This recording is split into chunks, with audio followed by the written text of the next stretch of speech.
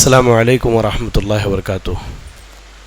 الحمدللہ ہمارے درمیان امیر محترم شفیق عالم خان جامعی صاحب موجود ہیں۔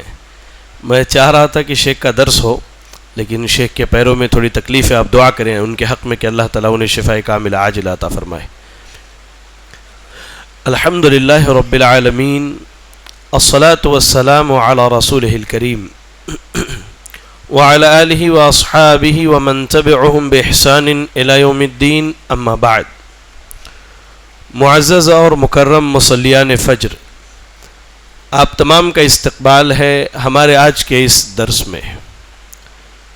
حاضرین، گزشتہ درس میں آپ کے سامنے یہ بات رکھی گئی تھی کہ اللہ تعالیٰ نے اہل ایمان کے دلوں کو رحمت کا مرکز بنایا ہے، اور اس کے لیے نبی صلی اللہ علیہ وسلم کی حیات مبارکہ سے تقریباً 4-5 مثالیں بھی پیش کی گئی کہ آپ صلی اللہ علیہ وسلم انسانوں کے ساتھ، جانوروں کے ساتھ اور اللہ کی مخلوقات کے ساتھ کس طرح رحم کا معاملہ کیا کرتے تھے۔ اور یہ بات بھی رکھی گئی کہ ہم تمام ایمان والوں کے لیے ضروری ہے کہ ہم اپنی زندگی میں اپنے دلوں میں رحمت کے پہلو کو غالب رکھیں۔ آج ہم جس موضوع پر بات کریں گے وہ یہ ہے کہ دراصل دل جو ہیں یہ دو طرح کے ہوتے ہیں۔ ایک وہ دل جو بالکل صاف شفاف ہو، اور دوسرا وہ دل جو بالکل کالا اور سیاہ ہو چکا ہو۔ پہلے ایک حدیث سنتے ہیں، صحیح مسلم کے اندر امام مسلم رحمہ اللہ نے سیدنا حذیفہ بن یمان رضی اللہ تعالی عنہ سے ایک روایت نقل کی ہے۔ کہا اللہ کے نبی صلی اللہ علیہ وسلم نے فرمایا، تعرض الفتن علی القلوب کالحصیر عودا عودا۔ کہا کہ دلوں کے اوپر فتنے پیش کیے جاتے ہیں، ویسے ہی جیسے ہم چٹائی دیکھتے نا جس پر بیٹھتے، ایک لکڑی کے بعد دوسری، اس کے بعد بڑی بہترین انداز سے سجائی ہوئی ہوتی ہے، تو جیسے چٹائی کی لکڑیاں سجی ہوتی ہیں ویسے ہی ایک ایک کر کے دلوں کے اوپر فتنے پیش کیے جاتے ہیں۔ کہا آگے اللہ کے نبی صلی اللہ علیہ وسلم نے، اگر دل اس فتنے کو قبول کر لے تو اس کی وجہ سے وہاں ایک سیاہ دھبا پڑ جاتا ہے، اور اگر دل اس فتنے کو قبول نہ کرے، اسے رد کر دے، تو کہتے ہیں کہ دل پر جو ہے ایک سفید نقطہ پڑ جاتا ہے۔ اب یہاں سے دل دو طرح کے ہو گئے۔ کہا کہ جو دل سفید ہو جائے تو اب فتنے اسے نقصان نہیں پہنچاتے جب تک آسمان و زمین قائم ہے۔ سبحان اللہ۔ یعنی اگر دل نے فتنے کو قبول نہیں کیا اور دل اس فتنے کو انکار کر دے، اس سے اپنے آپ کو بچا لے، تو یہ اللہ کا خاص فضل ہوتا ہے کہ اللہ اس دل کو ہر قسم کے فتنے سے محفوظ رکھتا ہے۔ اور اگر وہ دل فتنے کو قبول کر لے تو اس پر سیاہ نقطہ پڑ جاتا ہے، اس کے بعد نہ تو اسے بھلائی بھلائی نظر آتی ہے اور نہ اسے برائی برائی نظر آتی ہے، وہ اپنے نفسانی خواہشات کی اتباع میں لگ جاتا ہے۔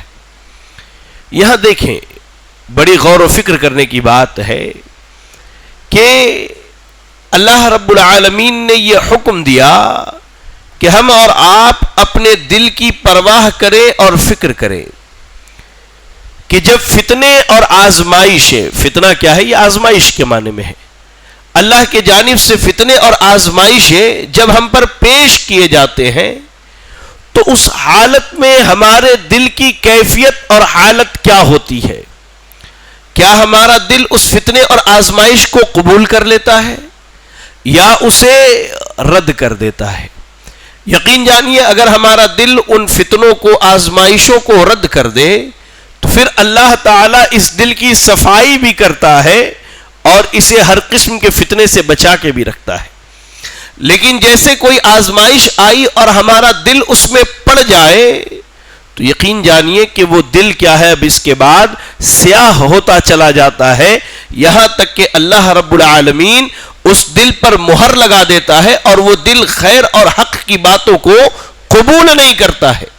حدیث کے جو الفاظ ہے وہ یہ ہے، لا يعرف معروفا ولا ينکر منکرا، کہ نہ اسے کوئی بھلائی سمجھ میں آتی ہے نہ اسے کوئی برائی سمجھ میں آتی ہے. سبحان اللہ. آپ کو ایک مثال دیتا ہوں، بڑی بہترین مثال ہے حدیث کے اندر، کہ اللہ تعالی جب انسانی دل کو فتنے سے بچا لے تو اس کی حالت اور کیفیت کیا ہوتی ہے. ایک صحابی ہے ماعز الاسلمی رضی اللہ تعالی عنہ، نام سنا ہے ان کا؟ جی. ان سے ایک بہت بڑا گناہ سرزد ہو گیا. گناہ کیا تھا؟ زنا.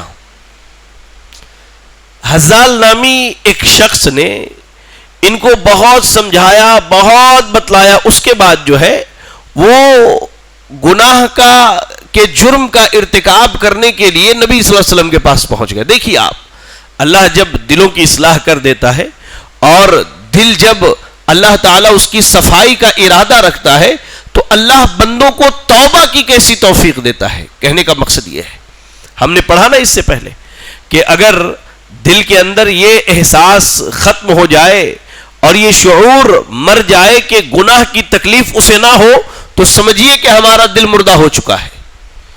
فتنے دلوں میں گھر کر چکے ہیں. معیز الاسلمی رضی اللہ تعالی عنہ سے زنا سرزد ہو گیا. آپ آتے ہیں اللہ کے نبی صلی اللہ علیہ وسلم کے پاس، آ کے کہا اے اللہ کے رسول صلی اللہ علیہ وسلم طہرنی، مجھے پاک کیجئے، مجھے پاک کیجئے. اللہ کے نبی صلی اللہ علیہ وسلم ان کا مقصد سمجھ گئے. کہا کہ جاؤ اللہ سے دعا کرو، توبہ استغفار کرو، جاؤ. بھیج دیے. گئے، دوبارہ پلٹ کے آئے، پھر کہا طہرنی یا رسول اللہ، اللہ کے رسول صلی اللہ علیہ وسلم مجھے پاک کیجئے. پھر اللہ کے نبی صلی اللہ علیہ وسلم نے کہا ویحک، تمہارے لیے خرابی ہو، جاؤ جا کر کے اللہ سے دعا کرو، توبہ کرو، استغفار کرو، چلے جاؤ. تیسری مرتبہ پلٹ کے پھر آئے. تیسری مرتبہ میں اللہ کے نبی صلی اللہ علیہ وسلم نے فرمایا بما، کس گناہ سے میں تمہیں پاک کروں؟ انہوں نے کہا اللہ کے رسول صلی اللہ علیہ وسلم مجھ سے زنا ہو گیا ہے. سبحان اللہ. نبی صلی اللہ علیہ وسلم نے وہاں موجود لوگوں کو کہا کہ کیا معیز کی دماغی حالت ٹھیک نہیں ہے؟ کہا کہ نہیں، حالت تو ٹھیک ہے، حالت تو ٹھیک ہے. اس کے بعد اللہ کے نبی صلی اللہ علیہ وسلم نے کہا کہ جاؤ، تم سے زنا نہیں ہوا ہے، شاید تم نے کسی کو دیکھ لیا ہوگا یا چھو دیا ہوگا، تم جاؤ. کہا نہیں، اللہ کے رسول صلی اللہ علیہ وسلم مجھ سے زنا ہوا ہے، مجھے اس گناہ سے پاک کیجئے.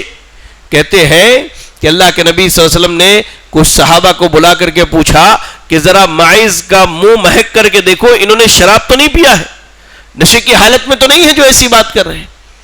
صحابہ نے منہ کو مہکا تو کہا نہیں، اللہ کے رسول صلی اللہ علیہ وسلم ٹھیک ہے. تو اللہ کے نبی نے ان سے اشارتاً پوچھا کہ کیا واقعی زنا ہوا ہے؟ کہا ہاں، اے اللہ کے رسول صلی اللہ علیہ وسلم مجھ سے زنا ہو گیا ہے، مجھے پاک کر دیجئے. سبحان اللہ. اس کے بعد آپ نے صحابہ کو حکم دیا، صحابہ لے کر کے گئے، لے جا کر کے اللہ کے نبی صلی اللہ علیہ وسلم کے حکم سے پتھروں سے مار کے سیدنا معاذ کو ہلاک کر دیا، سیدنا معیز کو ہلاک کر دیا. اب ذرا غور کریں اس توبہ کی کیفیت اور حالت. کسی صحابی کے جسم پر یا کپڑے پر ان کے خون کا چھیٹا پڑ گیا تو انہیں یہ چیز بڑی ناگوار گزری، انہیں یہ چیز ناگوار گزری کہ میرے کپڑے پہ اس شخص کے خون کا چھیٹا پڑا جو زنا کے جرم میں قتل کیا گیا. تو اللہ کے نبی صلی اللہ علیہ وسلم نے کہا کہ اگر اس شخص کے توبہ کو تقسیم کیا جائے تو مدینے کے 70 گنہگار ایسے ہیں جن کے گناہوں کو اللہ تعالیٰ معاف کر دے. وہ کیا تھا؟ وہ در حقیقت دل کی صفائی تھی، وہ دل کی صفائی تھی. فتنہ پیش ہوا، فتنے میں پڑ گئے، لیکن فوراً اللہ سے توبہ کیا تو اللہ رب العالمین نے ان کے اس گناہ کو معاف کیا اور کہہ لیجئے ان کی توبہ اللہ رب العالمین نے قبول کر لی. اچھا، ماعز رضی اللہ تعالیٰ عنہ کو تو قتل کر دیا گیا. اب جس عورت کے ساتھ انہوں نے زنا کیا تھا یہ بات اسے پہنچی، غامدیہ عورت، بنو غامد قبیلے کی ایک خاتون ہے، ان کو یہ بات پہنچی، وہ بھی آئی. کہا اللہ کے رسول صلی اللہ علیہ وسلم آپ نے جیسے ماعز کو پاک کیا ہے گناہوں سے، مجھے بھی پاک کیجئے کیونکہ زنا انہوں نے میرے ساتھ کیا ہے. اللہ اکبر. تفتیش پوچھ داچھ کے بعد پتہ چلا کہ ہاں اسی سے ہوا ہے. تو اس نے کہا اللہ کے رسول صلی اللہ علیہ وسلم میں حمل سے ہوں. کہا اللہ کے نبی نے کہ جب بچے کی ولادت ہو جائے تب آنا. بچے کی ولادت ہوئی، بچے کو اسی حال میں گود میں لیا. کہا اللہ کے رسول میں آ گئی ہوں، اب مجھے گناہوں سے پاک کر دیجئے. میرے بھائی یہ اس دل کی حالت ہوتی ہے جس دل کی اللہ تعالیٰ اصلاح کر دے، جس دل کی اللہ تعالیٰ صفائی کر دے. اور اس کے لیے ہمیں محنت کرنے کی ضرورت ہے، ہمیں کوشش کرنے کی ضرورت ہے، اپنے دل کی حالت کو ہمیں دیکھنے کی ضرورت ہے اور اس کی اصلاح کی ہمیں کوشش کرنے کی ضرورت ہے. کہا اللہ کے نبی صلی اللہ علیہ وسلم نے اس خاتون سے کہ جاؤ ابھی، جب بچہ کچھ کھانے پینے کے لائق ہو جائے تب آنا تم. چلی گئی. کچھ مہینوں کے بعد بچے کے ہاتھ میں روٹی کا ایک ٹکڑا پکڑا دیا اور لے کر کے آئی. کہا اے اللہ کے رسول صلی اللہ علیہ وسلم دیکھیے اب بچہ کھانے پینے کے لائق ہو گیا ہے، اب تو مجھے پاک کر دیجئے، میں اس گناہ کے بوجھ سے دبی جا رہی ہوں. یا رب سبحان اللہ. اللہ کے نبی صلی اللہ علیہ وسلم نے ان کے خاندان اور رشتہ دار کے لوگوں کو کہا کہ بچے کو گود میں لے لو. اس کے بعد اس عورت کو زنا کی سزا میں رجم کر کے مار دیا گیا. یہ واقعہ سنانے کا مطلب یہ نہیں ہے کہ ہم خالی سن کر کے مزے لیں. آپ غور کریں کہ صحابہ اور صحابیات رضی اللہ عنہن کے ہاں گناہ کرنے کے بعد توبہ کی کتنی اہمیت تھی. اور اہمیت کیوں نہ ہو؟ کیونکہ ان کے دلوں کی اصلاح اللہ نے کی. انہوں نے دل کی اصلاح کی کوشش کی، اللہ نے ان کے دلوں کو صاف کر دیا کہ گناہ ہونے کے بعد وہ اللہ کی طرف پلٹے، اللہ سے دعائیں کی، اللہ سے توبہ و استغفار کی، حتیٰ کہ اس گناہ پر جو سزا شریعت نے مرتب کی ہے وہ سزا بھی اپنے اوپر نافذ کروا لیا. اس کی بنیادی وجہ یہی تھی میرے بھائی کہ ان کے دلوں کو اللہ نے ان تمام برائیوں اور خرابیوں سے پاک کر کے رکھا تھا. اس لیے میں کہتا ہوں کہ میرے بھائی دل دو طرح کے ہیں. ایک وہ جن پر فتنے پیش ہوتے ہیں تو وہ دل نکار دیتا ہے. یہ در حقیقت ایمان والوں کا دل ہے جن کے بارے میں اللہ رب العالمین نے قرآن مجید کے اندر ارشاد فرمایا کہ اللہ نے تمہارے لیے ایمان کو پسند کیا وَزَيَّنَهُ فِي قُلُوبِكُمْ، اور تمہارے دلوں میں اللہ نے اسے بسا دیا. یہ ایمان والوں کا دل ہے کہ جب کوئی فتنہ، جب کوئی برائی، جب کوئی گناہ ان کے دل پر پیش کیا جائے تو فوراً نکار دیتے. نہیں، میں اللہ کا بندہ ہوں، مجھے اللہ کے عذاب کا ڈر ہے، مجھے اللہ کے پکڑ کا ڈر ہے، وہ اس گناہ کو نکار دیتے ہیں. لیکن جیسے ہی ایمان کے اندر ہماری کمزوری آ جائے، ایمان کے اندر ہماری کمی آ جائے، اور وہ کیوں آتی ہے؟ شیطان کی اطاعت اور رحمان کی نافرمانی کی وجہ سے. ہم شیطان کے راستے پر، اس کے طریقے پر چلتے ہیں، ہمارا دل، ہمارا ایمان کمزور ہوتا چلا جاتا ہے. اب جب گناہ اور فتنے اس دل پر پیش ہوتے ہیں وہ دل فوراً قبول کر لیتا ہے اور اس گناہ میں پڑ جاتا ہے. اس لیے میرے بھائی یاد رکھیں کہ دل جو ہے یہ دو طرح کے ہوتے ہیں. ہم نے فیصلہ کرنا ہے کہ ہم اور آپ اپنے دل کو کس حالت میں رکھتے ہیں، کس صورت میں بنا کے رکھتے ہیں. دعا کریں اللہ سے کہ اللہ رب العالمین ہمارے اور آپ کے دلوں کی اصلاح فرما دے. اللہ تعالی ہمیں ہر قسم کے ظاہر اور باطن فتنے سے محفوظ رہنے کی توفیق عطا فرمائے. اللہ تعالی ہمیں اور آپ کو جب تک دنیا میں زندہ رکھے ایمان پر زندہ رکھے اور خاتمہ ہو تو ایمان و اسلام کی حالت میں ہو. آمین. وآخر دعوانا ان الحمد للہ رب العالمین.